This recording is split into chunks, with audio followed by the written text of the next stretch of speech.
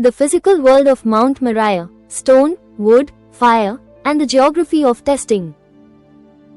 We continue our comprehensive exploration of Genesis chapter 22, verses 11 and 12, moving now from the purely linguistic and theological dimensions into the physical, material, and historical realities of this extraordinary narrative. In our previous studies, we parsed Hebrew verbs, examined patristic interpretations, traced mystical theology, and explored the typological connections to Calvary.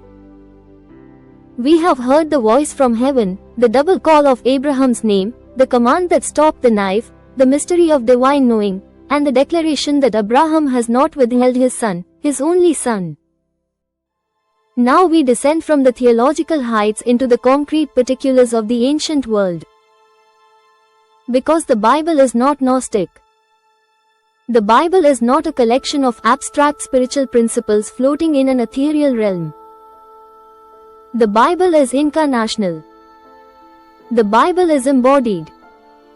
The Bible is about God entering into the dust and blood and sweat and stone of actual human history. And so we must ask, what did this moment look like? What did it smell like? What did it feel like?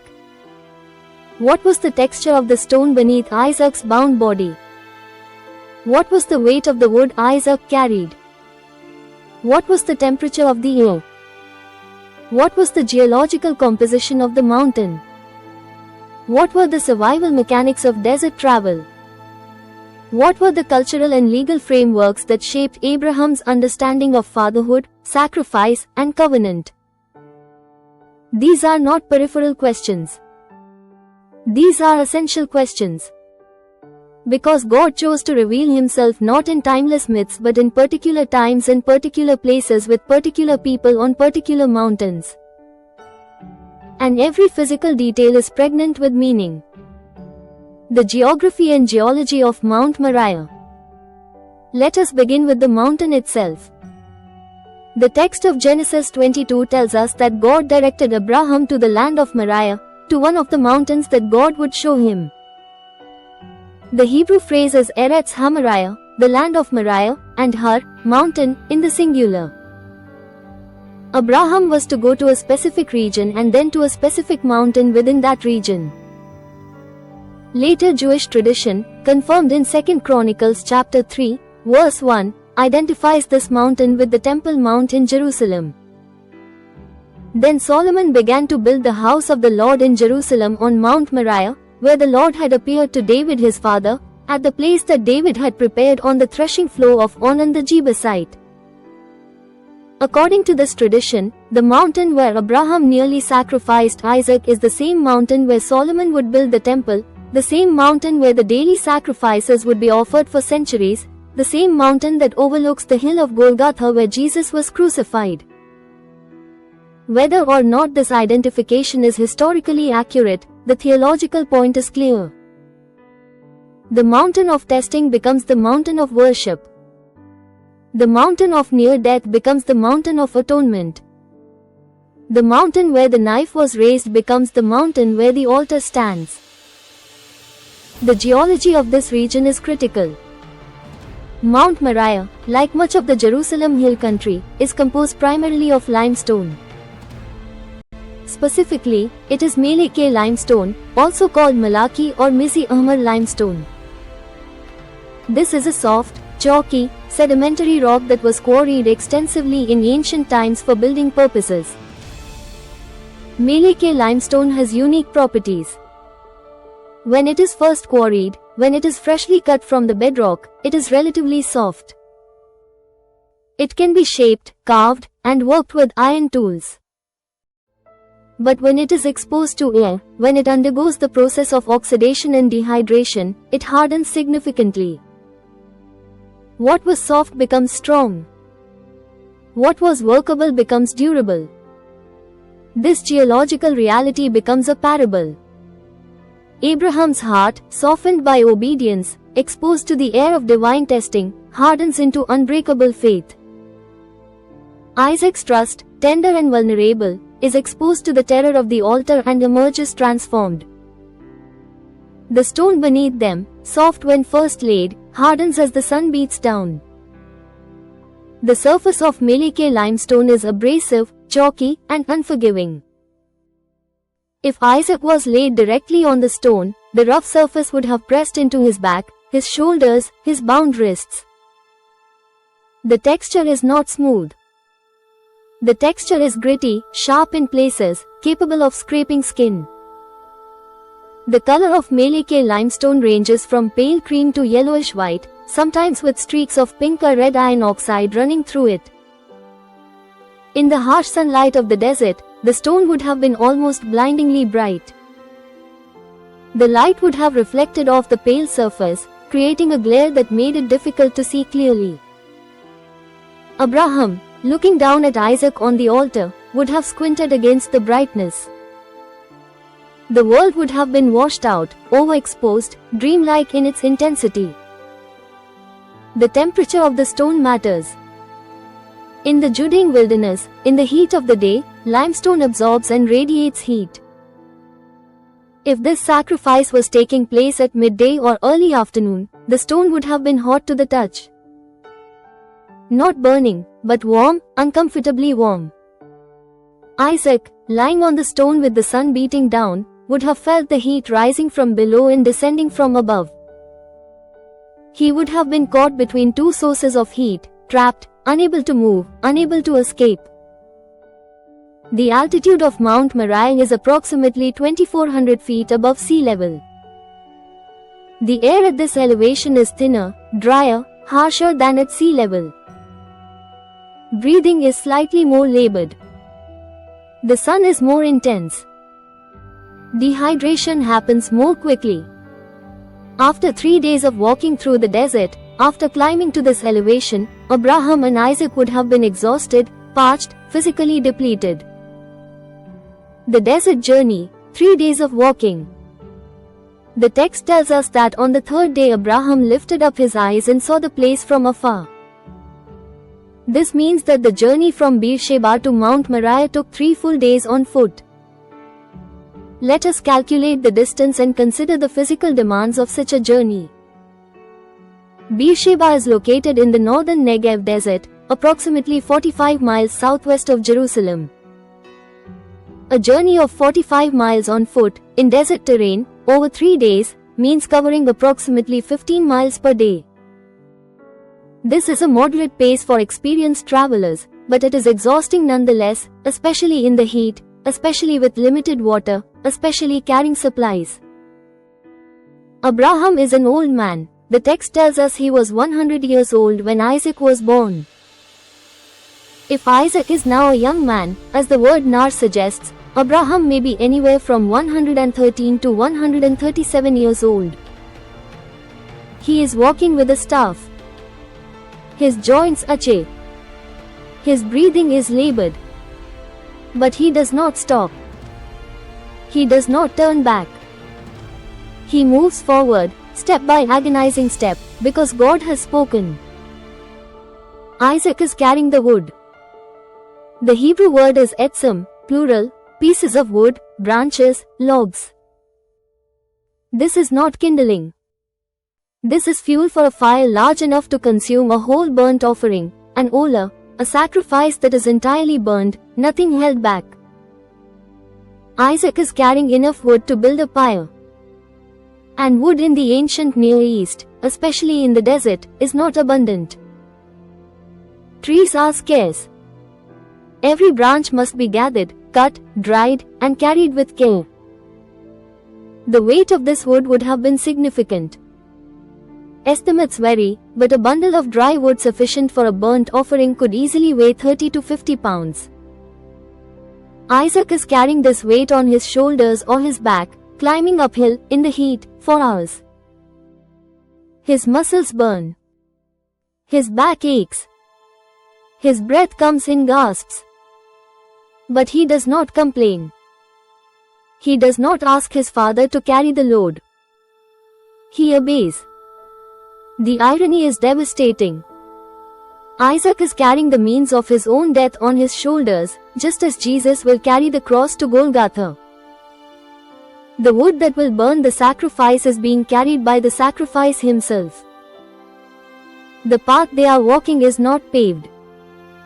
This is not a smooth road. This is rocky, uneven terrain. Loose stones. Dry riverbeds. Steep inclines. Every step requires attention. Every step risks a twisted ankle, a stumble, a fall. Abraham and Isaac must watch the ground constantly, choosing where to place their feet, navigating the obstacles. And all the while, Abraham is silent. The text gives us no conversation during the 3-day journey except for Isaac's question, "Where is the lamb for a burnt offering?"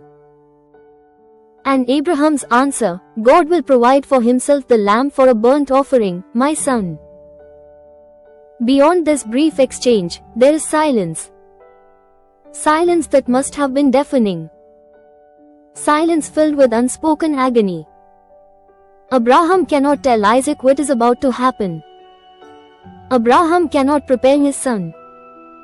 Abraham cannot explain. He can only walk. And Isaac walks beside him, trusting, obedient, unaware that he is walking toward his own altar. The physical components, water, bread, and fire. The practical details of desert survival are critical to understanding this narrative. Abraham and Isaac are traveling for 3 days through arid terrain. They need water. They need food. They need shelter from the sun. Water in the ancient Near East was carried in waterskins, containers made from the entire hide of a goat or sheep. The animal was slaughtered and carefully skinned, keeping the hide intact. The hide was then cured, usually by rubbing it with salt and sometimes with oak bark or other tanning agents. The openings at the legs and neck were tied off, leaving only one opening through which water could be poured in and drunk out. A full water skin made from a goat hide could hold approximately 3 to 5 gallons of water and would weigh 30 to 40 pounds when full. Water was precious. Water had to be rationed carefully. In desert travel, a person needs approximately 1 gallon of water per day to avoid dehydration.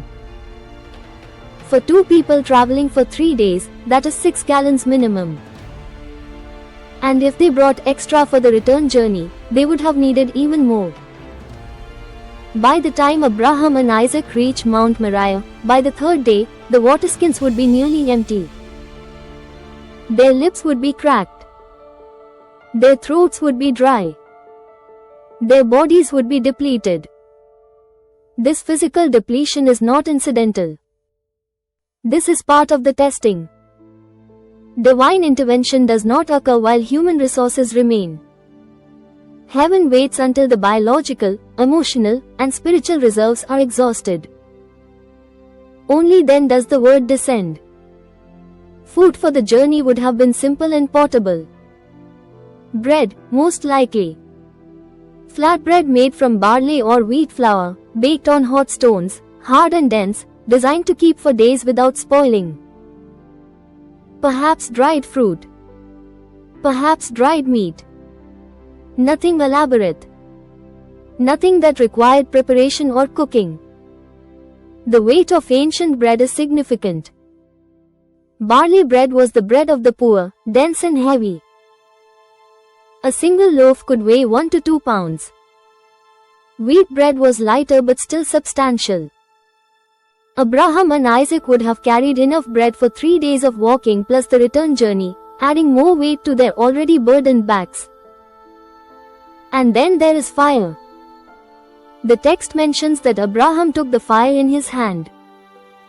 This is a fascinating detail. How does one carry fire? In the ancient world, fire was precious. Fire could not be easily rekindled. If you were traveling and needed fire at your destination, you carried it with you. One method was to carry hot coals in a clay pot or metal container, keeping them alive with small additions of tinder or dried dung. Another method was to carry smoldering sticks, slow-burning pieces of wood that could be blown back into flame when needed. Either way, carrying fire required constant attention. The coals had to be kept alive but contained. The fire had to be nursed but not allowed to spread. Abraham is carrying the knife and the fire. Isaac is carrying the wood. Between them, they have everything necessary for a burnt offering except the lamb. And Isaac, in his innocence, asks the question that must have pierced Abraham's heart. Where is the lamb? The altar, construction and symbolism. When they arrive at the place God has shown him, Abraham builds an altar. The Hebrew word is mizbeach, from the root meaning to slaughter. An altar is a slaughter place, a killing place, a place where blood is poured out. Abraham has built altars before. He built one at Shechem when God first appeared to him. He built one between Bethel and Ai. He built one at Hebron. Every altar is a place of worship, a place of sacrifice, a place where earth meets heaven. But this altar is different. This altar is silent. This altar is not accompanied by a divine promise or a divine appearance. This altar is the site of the unbearable.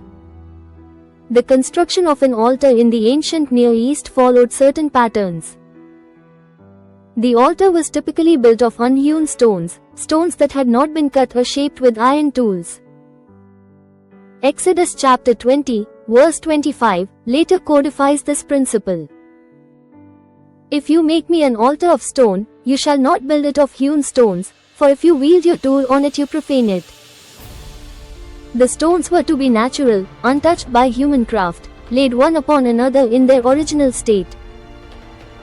Abraham would have gathered stones from the surrounding area. Limestone rocks, weathered by sun and wind, some small enough to lift easily, others requiring both hands and considerable effort. He would have arranged them to create a raised platform, a surface high enough to elevate the sacrifice, stable enough to support the weight of a human body. The work of building this altar would have taken time. Perhaps an hour. Perhaps more. Lifting stones. Positioning them. Testing their stability. Adjusting them. Building higher. All while Isaac watched. All while the silence between them grew heavier. The shape of the altar was likely rectangular, though the text does not specify. Archaeological evidence from later Israelite altars shows rectangular structures, often with four corners or horns. The size would have been determined by the size of the sacrifice. Large enough for Isaac to lie upon. Large enough for the wood to be arranged beneath and around him. The wood, fuel for consuming fire. Abraham arranges the wood on the altar. The Hebrew verb is arik, to arrange, to set in order, to lay out systematically. This is not a haphazard piling of sticks. This is careful arrangement. This is the work of someone who knows how to build a fire that will burn hot and complete. The wood Isaac carried would have been dry, desiccated by the desert heat. Dead branches from acacia trees, perhaps, or tamarisk, or the stunted oaks that grow in some parts of the Judean wilderness. Wood that has been dead for months or years, all moisture evaporated, reaching peak combustibility. Dry desert wood burns fast and hot. The flames are bright, almost white in their intensity. The heat is fierce. A fire built with enough wood to consume a whole burnt offering would have been a roaring blaze, visible from a distance, producing smoke that rose straight up into the still desert air. Abraham is building a fire that will completely consume the sacrifice. An olah, a whole burnt offering, is not partially burned and partially eaten. An olah is entirely given to God. Every part is burned. Every part becomes smoke ascending to heaven. The flames leave nothing behind but ash. As Abraham arranges the wood, he is preparing for total consumption. He is building the instrument of complete sacrifice. And Isaac is watching. Isaac understands what is happening. The wood he carried is being arranged into a pyre. The altar is ready. The fire is in his father's hand. And still, where is the lamb? The binding, ropes and restraint. And then Abraham binds Isaac. The Hebrew verb is akad, to bind, to tie up, to restrain. This verb appears only here in the entire Old Testament. It is unique to this moment. This is why Jewish tradition calls the entire event the Akedah, the binding. This is the defining action, the climactic moment, the unbearable reality. The ropes used for binding would have been made from twisted plant fibers. Flax was common in the ancient Near East, grown for making linen cloth and rope. The fibers were harvested, soaked, beaten, and twisted into strong cords. Alternatively, ropes could be made from animal hair, goat hair twisted into rough, scratchy cords. Or from reeds, from papyrus, from any fibrous material that could be twisted and braided. These ropes were not gentle. They were utilitarian, designed for tying bundles, for securing loads, for restraining animals. When used on human flesh, they cut. They chafe. They leave marks. Isaac's wrists and ankles, bound with rope, would have felt the bite of the fibers. The circulation would have been restricted. His hands would have begun to tingle, then to go numb. The text does not tell us whether Isaac resisted. Jewish tradition offers various interpretations. Some say Isaac was a willing participant, that he understood what was happening and submitted voluntarily. Others suggest he was too shocked to resist, too trusting to believe his father would truly harm him. Still others imagine that Isaac struggled and had to be physically restrained. But the text is silent. All we know is that Isaac was bound. The son who asked, "Where is the lamb?" is now tied like a lamb. The son who carried the wood is now laid upon the wood. The son who walked in trust beside his father is now unable to move, unable to escape, at the complete mercy of the one who gave him life and is now preparing to take it. The knife, the instrument of death. And Abraham takes the knife. The Hebrew word is makilt, a word that appears only twice in the entire Bible, here and in Judges chapter 19 in the horrifying story of the Levite's concubine. The makilt is a large blade, a slaughtering knife, a tool designed specifically for cutting the throat of an animal for sacrifice. In the ancient world, knives were made from various materials depending on the period and the wealth of the owner. Bronze knives were common. Iron knives were beginning to appear. Flint knives were still used for ritual purposes, as they had been for centuries. The blade would have been several inches long, wide near the handle, tapering to a point, sharp on one edge.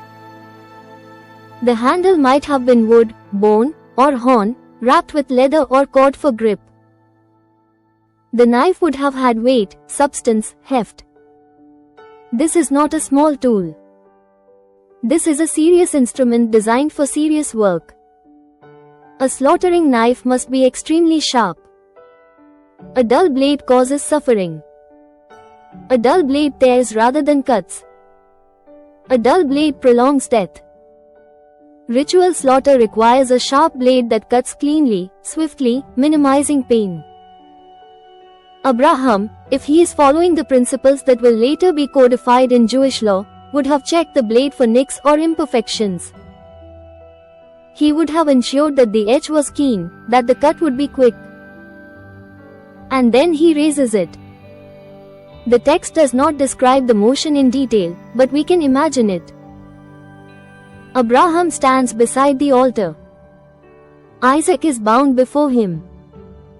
The knife is in his right hand. He lifts his arm. The blade catches the sunlight. The metal gleams. The motion is slow, deliberate, committed. This is not hesitation. This is the careful, terrible precision of obedience. Isaac sees the blade. Isaac sees his father's face. Isaac sees the sky above, the stone below, the wood beneath his back. And in that moment, time stops. The knife is raised. The hand is descending. The trajectory is locked. Abraham has fully committed to the act. There is no turning back now. The blade is aimed at the throat of the beloved son. And then the voice. Vayikra Elav Malak Adonai min Hashemayim. The angel of the Lord called to him from heaven. The voice comes from above. The voice comes from outside the scene. The voice comes from the vertical dimension. And the voice shatters the silence. The voice arrests the motion. The voice stops the knife. Your invitation into the physical reality of rescue. We have explored the physical world of Mount Moriah. We have examined the geology of limestone, the demands of desert travel, the weight of water and wood, the construction of the altar, the properties of dry fuel, the texture of rope, the sharpness of the blade. We have descended into the material particulars because God works in material particulars. God enters into stone and sweat and sun. God meets us not in abstract spirituality but in the dust and heat and exhaustion of actual human experience. And in that physical reality, at the moment of greatest material commitment, when the knife is raised and the trajectory is set, the voice from heaven speaks. The physical is interrupted by the spiritual. The horizontal is invaded by the vertical. The temporal is broken into by the eternal. This is how God works. God does not remove you from the mountain. God meets you on the mountain. God does not spare you the journey. God walks the journey with you. God does not prevent the building of the altar. God speaks when the altar is complete and the knife is raised. Our exploration continues. In the next study, we will examine the psychological and neurological dimensions of this moment, the trauma and the healing, the cognitive tunneling and the divine interruption, the attachment wounds and the therapeutic voice. We will explore how this text speaks to survivors of abuse, to those who carry the scars of being bound and placed on altars by others. If this study has grounded you in the physical reality of the text, if you are beginning to feel the heat of the stone and the weight of the wood, if you sense that God enters into the material particulars of your own suffering, then continue this journey with us. Subscribe so you will not miss the next part. Like this video if it has brought the ancient world to life for you. Share it with someone who needs to know that God speaks into physical reality, not just spiritual abstraction. If you have questions or need prayer, reach us at christ4life143@gmail.com. Stay tuned for the next video as we explore the psychology of trauma and rescue, the neuroscience of the divine voice, and the healing embedded in every word of Genesis 22, verses 11 and 12. May you know that God meets you in the stone and the wood, in the heat and the thirst, in the exhaustion and the fear. May you hear the voice from heaven that speaks into your physical reality and says, "Stop. I am here. I am rescuing you. Go in peace. Go knowing that God is present in every material detail of your life."